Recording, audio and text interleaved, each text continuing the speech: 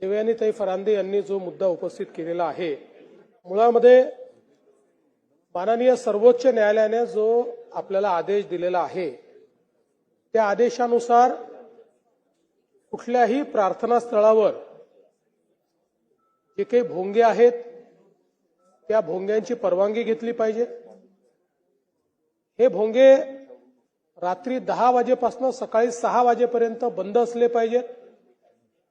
सकाळी 6 ते रात्री 10 या कालावधीत दिवसा 55 डेसिबल आणि रात्री 45 डेसिबल आवाजाची मर्यादा असली पाहिजे, त्यापेक्षा अधिक मर्यादा त्याची असू नये।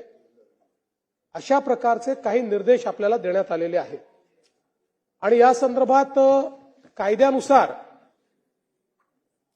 जर त्या ठिकाणी अधिक डेसिबल ने एखादा भोंगा वाजत असेल तर त्याचे अधिकार हे महाराष्ट्र प्रदूषण नियंत्रण मंडळाला केंद्रीय कायद्याने दिले आहेत। त्यानुसार पोलिसांनी कॉग्निझन्स घेऊन त्यांना कळवायचं आहे आणि त्यांनी त्या संदर्भातलं जे काही पुढची कारवाई आरोपपत्र आहे किंवा कोर्टात केस टाकायची ती त्यांनी करावी।